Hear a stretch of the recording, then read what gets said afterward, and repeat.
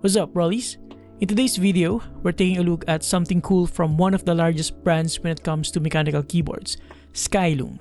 Skyloong has been in the industry for a very long time now, offering tons of budget mechanical keyboards, like more than you can ever count using your fingers. You might mostly know them from other vendors like Banggood, Ipo Maker, Shopee, Lazada, and the like, but did you know that they also have their own website? Yup, and for this video, they sent the solar system variant of the Skyloong GK84S Lite. We're also going to discuss their Glacier mechanical switches, including their very unique and interesting silent switches. With that being said, let's get into it.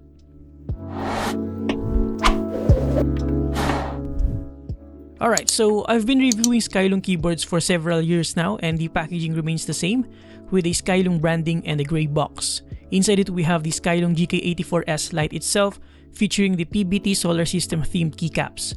We also have an extra silicone dampener and a polycarbonate plate, the user manual, and a bunch of accessories inside.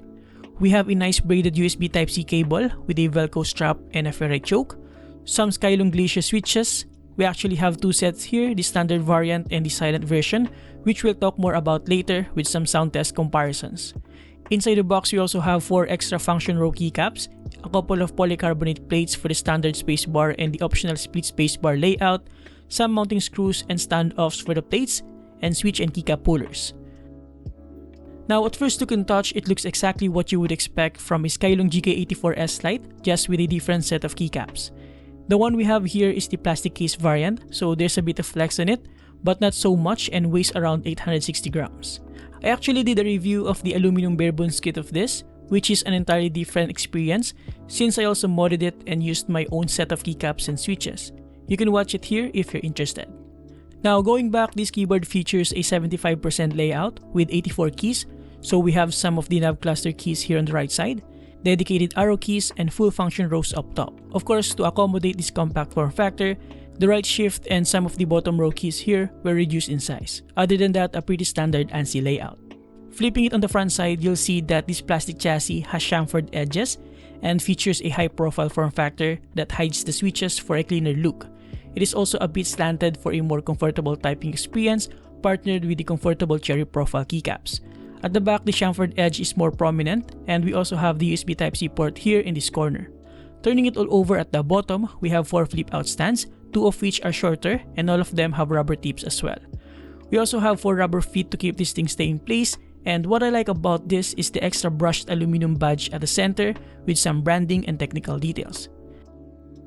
Now, going back in front, let's talk about the PBT solar system keycaps, because honestly, this is probably the only notable difference this keyboard has compared to other GK84S Lite variants, maybe aside from the new Skyloong Glacier switches. So we have some novelty accent keycaps all over the place, like on the escape key, some of the function keys, the enter key, on the spacebar, and others, and if you don't like the orange planets, you can swap it out with the included regular keycaps. In terms of the font, they are actually fairly clean, especially on the alphanumeric keys, without any sub-legends, while some of the modifiers have extra novelty designs. These keycaps are made out of PBT plastic with dye-sublimated legends, which means the legends won't fade away over time and the keycaps will not shine that easily as well. However, I'm not entirely sure about the orange keys, as it looks like the orange part were spray painted, but still with dye-sublimated designs. The keycap's thickness is around 1.4mm, which is decent enough for my preference. Looking at the spacebar, this is where you can have a better understanding of the dye-sublimated design that goes all around, and you can also see here how the ink merged right into the PBT plastic. Moving on in terms of the switches, this is another unique feature of this keyboard, as it features the Skyloong Glacier switches, and for our particular keyboard, we have the Glacier Red. This is linear, but unlike a typical red switch with 45 grams of actuation force required, this one requires 48 to 52 grams and has a shorter travel distance of 3.8mm. Tearing it apart, the housings are made out of polycarbonate plastic, both top and bottom, and we also have a 2-stage spring, which in theory should allow for a snappier upstroke feel. And as you can tell, the stem is already pre-lubed out of the factory. This is made out of POM material, which is one of the smoothest material for the stem, especially when lubed. We also have the silent version of the switch, which shares the exact specifications except for the stem, And what's good about this is that unlike the typical silent switches from the OG Cherry MX and Gateron brands, which uses a sort of silencer pad probably made out of silicone or rubber on the stem, which also greatly affects the overall feel, making it a bit mushy or bouncy, Skyloong instead added a groove on both sides of the stem that serves as a sort of spring to dampen the impact while not significantly affecting the overall feel. I think this is the best implementation for a silent switch that I've experienced so far. I think I remember the Gateron silent switch, especially the brown one, being super scratchy and the Cherry MX Silent Red super mushy, so this is definitely better in my opinion.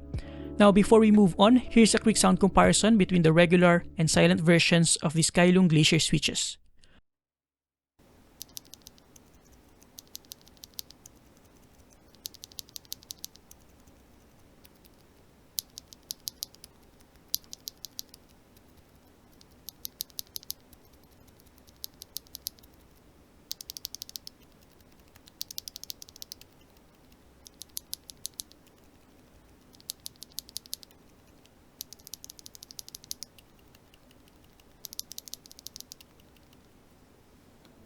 Going back in terms of the stabilizers, they are also pre-lubricated out of the factory, which is nice, and we'll take a closer look at them later once we tear this keyboard apart.